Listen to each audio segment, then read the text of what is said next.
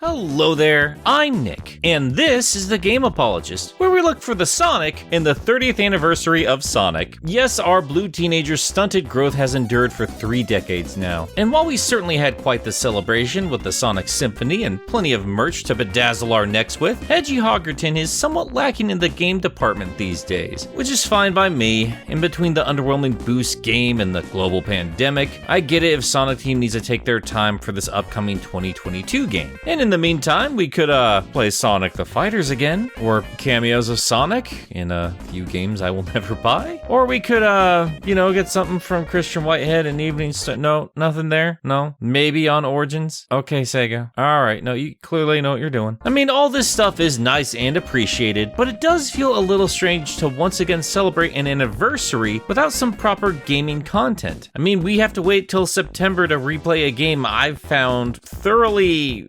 okay. But there was one little glimpse during the Sonic Direct, and that was Sonic in Minecraft. Since this was a blink or you'll miss it situation, I felt like this would probably just be another skin pack with some cute world aesthetic akin to the likes of the Mario DLC, and it was probably a ways off since they were just teasing it a tiny bit, but no, it's here. Yeah, just 2 weeks later, they dropped a trailer and let us know the Sonic DLC was ready to go. I mean, just look at this trailer. You can race your friends, Shadows with his bike, the Chow are here? Oh my god, this looks way more substantial than anything we anticipated. And it plays like dog trash. I'm sorry, let's get into it.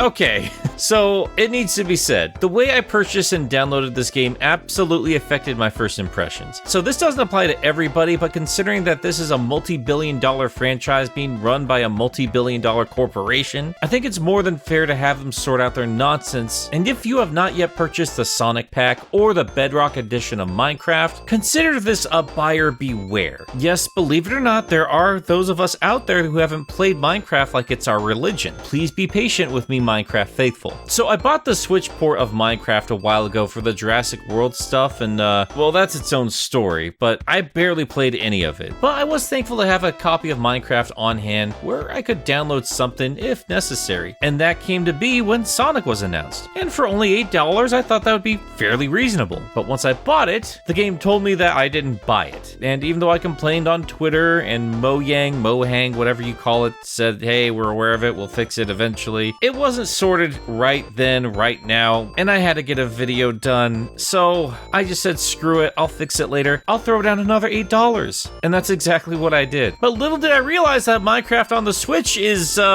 garbage. The game would frequently freeze on me for several seconds at a time, and I would speed through a level before it even generated, and this was a consistent problem, and when I whined about this yet again on Twitter, people told me, yeah, that's, kinda Switch Minecraft, sorry. And these problems were on top of the core mechanics and design of this thing. So yeah, let's just get into that before we talk about anything else. When you start the DLC, they are gracious enough to give you a training room, but this doesn't really do a great deal to show you the top speed and general challenges of the game. It gives you the basic idea, but we'll get into it. And while all the references in Tales Workshop are pleasant, it's all surface level. And suddenly all these neat things from the trailer became a lot less exciting. They showed us Shadow next to his bike, and the tornado, and a mashup of all this other crazy stuff that's happening, and it gives you the impression that you can basically do a whole bunch of crazy nonsense in this world. But unfortunately, this is all decoration. The most interaction you get with any of this stuff is just a quick animation. It kind of reminds me of those old point-and-click adventure games for kids. You know, the ones where you have random animations depending on where you click on the environment. I'm explaining way too much for this stupid reference. Oh, were you excited to see the Chow back? Maybe they'll replace some Minecraft creatures. Maybe you can use them to interact with the Chows so they can transform. Or maybe they do absolutely nothing. Yeah, they recreated the Chow Garden, but most you can do is just pet them. And I'm sorry, but this isn't petting. Nothing's happening here. Your block boy just stares at them and they make some creepy, stupid baby noises. That's not petting. But hey, it's whatever. It's a Minecraft pack. All these references are just a lovely little extra. They actually went out of their way and tweaked Minecraft mechanics to better suit Sonic-styled gameplay, and that's what matters. But that's where the real problems began. because trying to mix Minecraft and Sonic together really is like putting a square peg into a circular hole. And I do mean that somewhat literally. See, Minecraft is built around building blocks, cubes, and it's slow, meticulous, careful work most of the time. Sonic, on the other hand, has a lot of mechanics and level design built around being a ball, curling up into a spin dash, implementing the use of curves and loops, all that fun stuff. And yes, obviously there's more Sonic than just those original games, but that's the basic foundation of Sonic. And that's what Minecraft is trying to emulate. And when your shuttle loops look like badly designed stairs, you might have a problem here. These two things just don't mix well together, and just looking at some of these character models, just so much of Minecraft's simple character design is sacrificed just to make it look something more kin to Sonic. And I know that's just an aesthetic gripe, but it really plays into my overall point. The style and the gameplay just don't mesh well together. But I could compare cubes to spheres all the live long day. What I'm trying to say is my initial playthrough of Sonic Minecraft felt like ass. Let's lay it out for you some more. You have 3 different zones to choose from: Green Hill, Chemical Plant, and Sky Sanctuary. And yes, I know this is just a janky recreation of Sonic Generations. I do still like seeing these zones here. I just don't like playing through them. They're all incredibly linear, which, I mean, I get it. The original levels were 2D after all, but those original games could not punish you from straying off that course. Since this is a 2D level brought into 3D, if you dip off course, you're probably gonna die. It strips away a lot of potential exploration. You still get a little, as you can hit some switch or bust open a wall or track down item monitors or special stage rings, but they're very obviously telegraphed and never really switch it up. Even with level layouts being somewhat randomly generated, the set pieces remain the same. They're just jumbled about. You will see every single challenge that level has to offer in the first act. Even as set pieces are randomly generated, the emerald locations are not. And you have more than one chance to grab emeralds as you carry through the acts. You may miss spots for them here or there, but once you're actively on the lookout for emeralds, it really won't take you too long to figure it out. And really, that's the most you can do in terms of exploration, because you better not deviate off that path, because the game will punish you if you get too adventurous. And fine, my bad. You wanted this linear? Then fine, we will stay on the path, but don't make some of these areas so obviously accessible if you don't want me to explore it. And okay, fine. Died once, won't let it happen again. Lesson learned. So game, can you tell me why some of the telegraphed secret spots can also flat out trap me as well? Yes, one time during a Chemical Plant run, I hit a switch to go past a door and it just led me to an empty room and the door shut behind me and I literally could not leave. You can't mine out of there. You can't do anything. And because I was a silly boy and quit out of the game, they just saved my spot. So when I started back up, I was back there in that trapped area. And yes, I know they provide you an exit stage button, and I'm sure experienced Minecraft players can twiddle around with the options to get around this, but I just don't understand how this is remotely okay. This is just bad design, and this garbage level design doesn't pair well with garbage controls. The tutorial area gave you a basic understanding of what to do, telling you to hold the run button to build momentum. But this isn't momentum. Your character will move at a set speed until you hit a dedicated run button, and after a few seconds, they will just rocket off.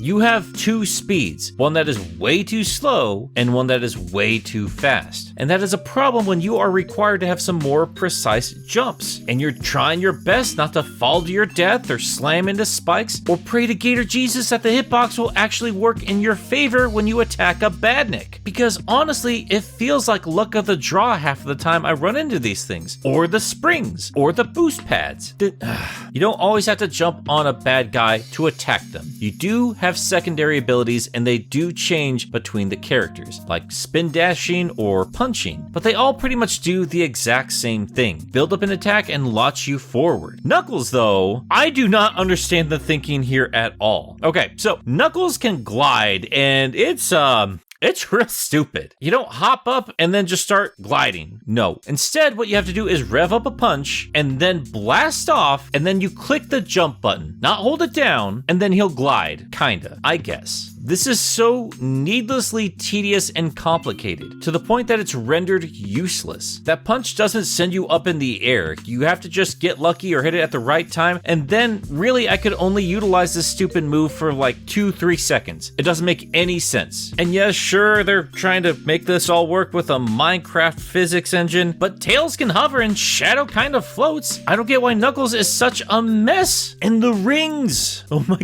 god, the rings. Alright, so in between the acts, you are dropped off in a marketplace area. You can return to Tails' workshop, which will end your run, and therefore kick you back to the start, or you can buy an unlockable character or grab an extra life. Or you might want to skip that because after a couple acts, you're going to be required to have a certain amount of rings to go forward. And at first, this felt completely impossible. I had no idea why this was set up the way it was. Why can't I bank rings between acts? One hit completely screws me over. And the amounts required for Amy and Shadow seemed so completely ludicrous, and combined with all these other frustrations I listed, yeah, this was a pretty miserable time. I spent that entire morning hyped up about the trailer, posting my frustrations with the purchasing nonsense, and after the stream, I had declared this to be one of the worst gaming experiences I had ever had. And my buddy Trey said it best. I had experienced the entire Sonic cycle in under 2 hours. Even Notch, the co-creator of Minecraft, took to Twitter and declared Minecraft, the game he helped bring into this world, to be really and truly dead with this Sonic release. And then he was immediately ratioed and called a transphobe. Is Notch transphobic? Oh man, that's super gross. Should I even be making this video?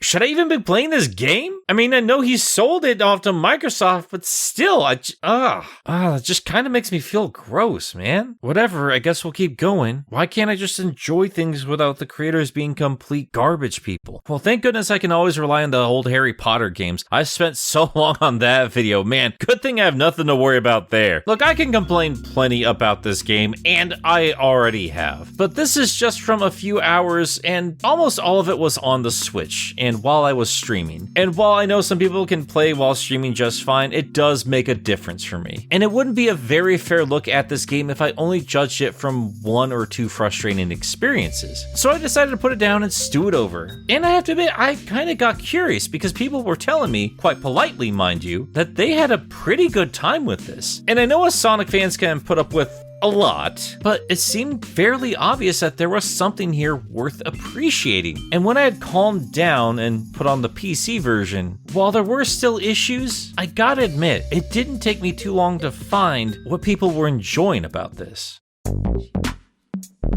So one of the first things I had pointed out to me was that the Switch version of Minecraft has always been a mess. So I figured it was only fair to purchase the PC version. And while that did solve the invisible world and the freezing, that's still not a point in the game's favor. They released this thing on the 3DS. They have a model of the 3DS specifically for this game. There's no reason for this to run as horribly as it does. I don't care how underpowered the Switch is. Get it together, Microsoft. This is a 10-year-old game. And yes, that adds another $30 to the purchase just to make this tolerable. And even then, you're gonna have to be careful with that route. Chowmix and Ellis Mark had the PC Bedrock Edition do some actual damage to their hard drives trying to get this to work. Seriously, Microsoft, just what are you doing? I forgot this was supposed to be the good section of the video. The PC copy, thankfully, did not destroy my hardware and did provide a smoother frame rate, actual levels, and the little experience under my belt made my subsequent playthroughs much more tolerable. There's an undeniable difference in quality depending on where you play this game. It's the Bedrock Edition. It's still not perfect, but for the love of everything good and pure, do not play this on the Switch. And I also have to thank the more experienced Minecraft players who, again, were incredibly polite despite all my whining and provided me with some pointers, like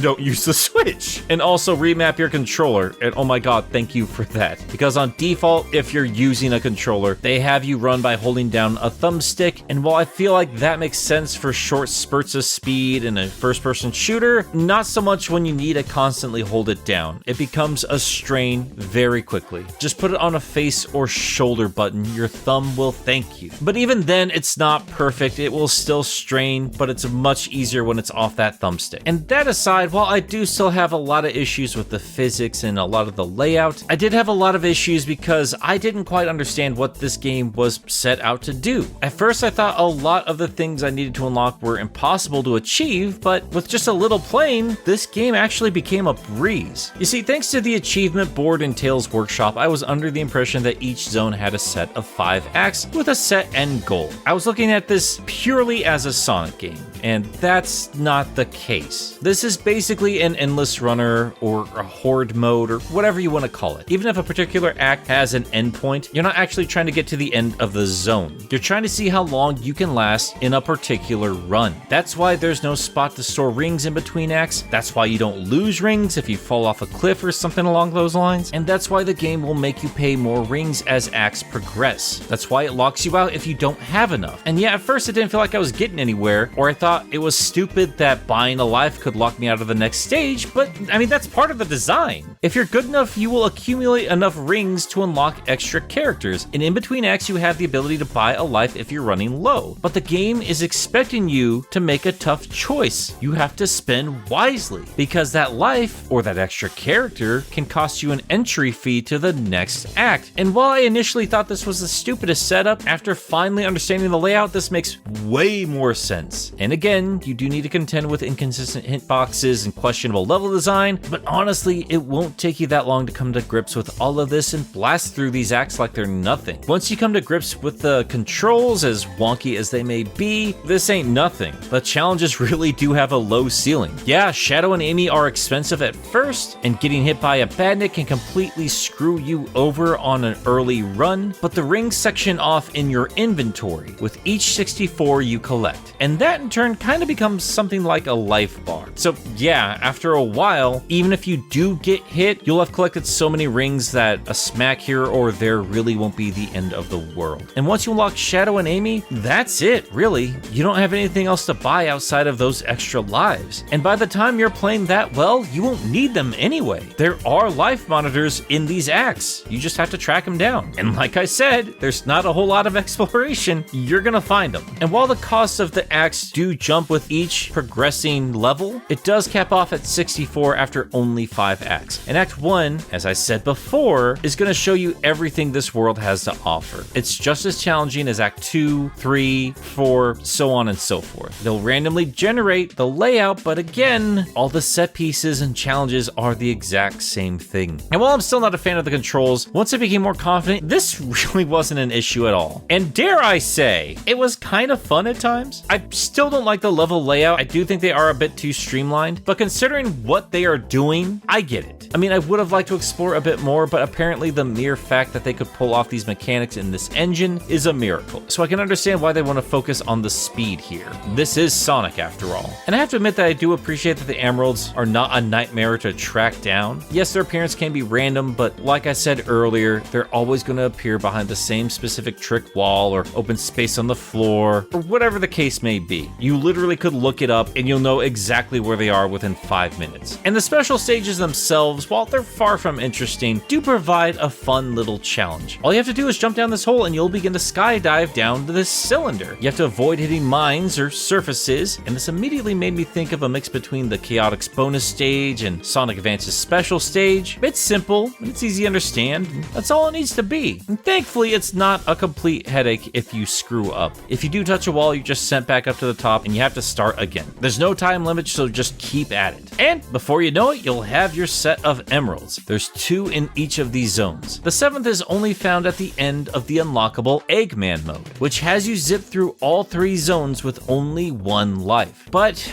by the time you unlock it, you're probably good enough at the game where this is just gonna be a piece of cake. Again, the level layouts do not change. Okay, that's not entirely true. The only thing they actually change is this garbage section in Sky Sanctuary that has 4 dash pads over a bottomless pit. And honestly, this feels cheap. You can't count on the dash pad to get you to the next one on its own, and the camera doesn't exactly work in your favor if you're trying to land safely. I'd recommend just using Tails Hover here. Don't put up with this nonsense. I seriously think this is the only thing they changed for this challenge, and it just shows up out of nowhere, and it totally sucks. But hey, you get past that thing, you'll get your final emerald, and you'll unlock Super Sonic. and you can use him to blast through the zones to clear up some extra achievements, which as it turns out unlock more chow for your garden. And maybe you can't raise them, but hey, this is still a pleasant way to display your accomplishments. And I guess that's the thing about Sonic and Minecraft. I mean, they're fairly easy to understand, and both series do have plenty of jank through their history, but both will reward you with good gameplay. And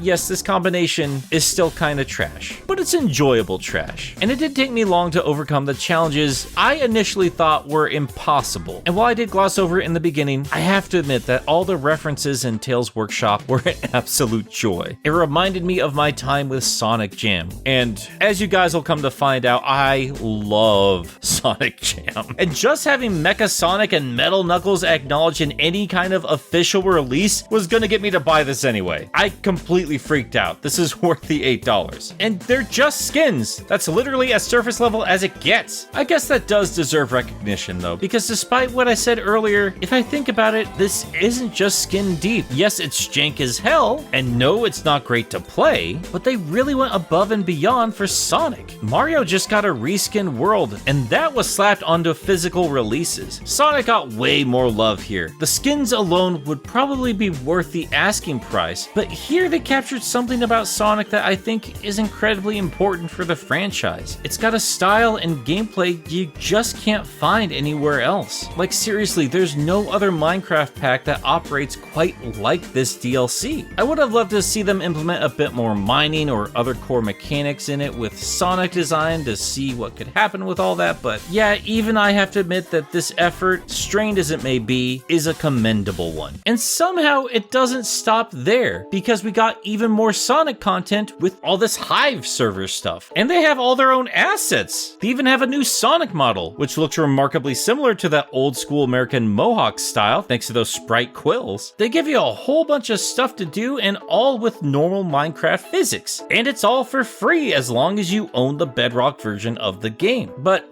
not gonna lie to you, I still had a bit of a rough time traversing some of this because, well, Minecraft physics. Moving platforms do not move your character. You have to manually do that yourself. Why do they even have it then? And while the Minecraft running is back to normal, so are some of its more questionable design choices. You will lose the little momentum you have if you're running and you make a turn to jump, which sounds weird and nuanced, but trust me, it will make sense once you try some of those parkour levels. And the most egregious offense this thing makes, it's only here for a limited time, which super sucks because despite my whining, I had a pretty okay time exploring this world. The server sets out an open Green Hill hub map, and from here you can enter any of the 20 parkour courses at your leisure. And you can collect rings, which you can then use in the ring shop, which is just a repurposed black market from the Chow Garden. That's adorable. And the mini games are surprisingly robust. All you have to do to participate is touch the Sonic character at the start of the map. It'll send you into a lobby where you will see Sonic, voiced by Roger Craig Smith, and he'll just be leaning over, looking down at all the players, and when the counter drops to 0, he'll spin dash past 3 goalposts that will announce the 3 minigames you and the rest of the lobby will be participating in. The 3 people that garner the most points between these 3 minigames will be set on a podium at the end. And again, I don't really love the Minecraft physics or control. The chemical plant obstacle course was a complete nightmare. I could never finish the damn thing, but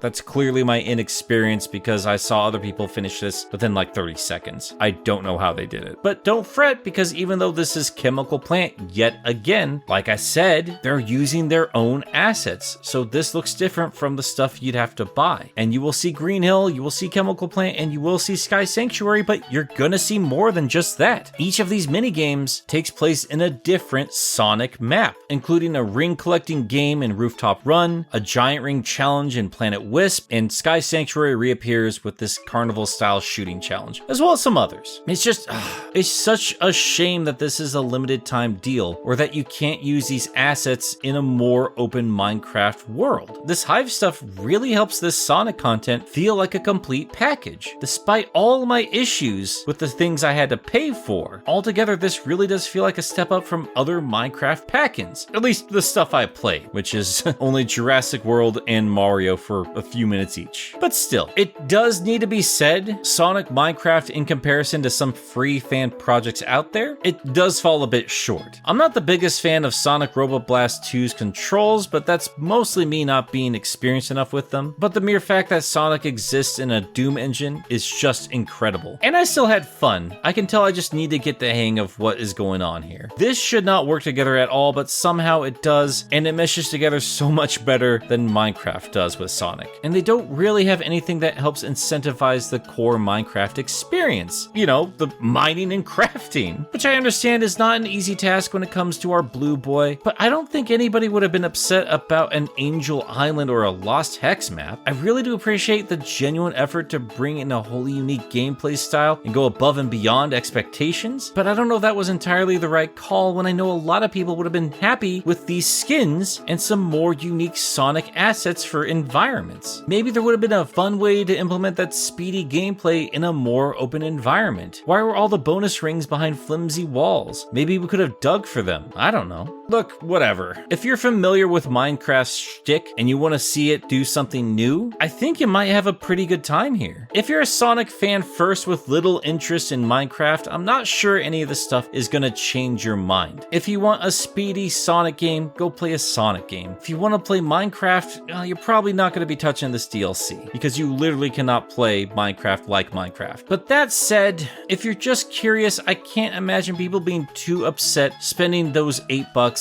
and seeing everything in the Tales Workshop. It is hard to give this a full recommendation, especially since Minecraft apparently breaks computers, but I mean, that's kind of the fun thing about this show, you know? Yes, there are a lot of issues here, and honestly, once I've experienced them that first time, I'm probably not going to go back again. But at the same time, if you are a Sonic fan, I do feel like you'd be missing out if you sleep on this. I can't help but think there's going to be something here that makes you smile. So yeah, I guess I'm kind of recommending a kind of bad game. Like I said, a lot of people had a lot of fun with this, and for what it is, it's okay. It's fine. It's just an extra. So yeah, my thoughts are a little all over the place here, but well, I call this show Game Apologist for a reason. And that's really all I have to say about everything that we have here. It's more than I expected from Minecraft, but it's not quite as much as I would have liked from Minecraft. And while I was incredibly frustrated at first, at the end of the day, I'm glad I experienced it, and I don't think I would hate playing with some more of my patrons in that Hive thing just to clear up some more of the ring shop. Speaking of which, it's about time I thanked all the patrons who've been supporting this show. We're gonna do things a little bit different going forward. We finally put up some new tiers, so while of course I want to thank everybody for watching the show today and give an extra thank you to the patrons who've been supporting me, I gotta give an extra special thank you to the $5 tier of Turtleoid Warriors, who include Cecil the Gallade, Dun Dun, Fish Flop, Graham J. Hall Audio, Hatsworth, Ian and Nolan, John, Casey Moore, Kyle Winner, Lucas Lipker, Miles the Prower, Mr. SP, Mr. Boo J, Nick S, Rain, Sam Webster, Stefan Palacina, Bree Monic. Guys, if I've screwed up any of your names, please just let me know. Don't just abandon me, I'm sorry. But yes, all these guys are throwing a little extra my way because they believe in the product that I'm putting out there and they believe in me or something. I don't know. I just greatly appreciate the help here, guys. This means a lot to me. More and more every day, this feels like this could actually be something I could do as a full-time job. And if I can do that, oh my goodness, the output is gonna be nuts because I love doing this. I absolutely adore doing this, and I'm just rambling. I love you guys to death. You're the best. Stick around because we'll have some brand new Sonic content real soon. I am probably gonna do something a little bit different because, you know, I like to do that even if it's not watched all the time. But hey, gotta keep things fresh, right? So I hope to see you next time, and until then, toot toot, Sonic Warriors.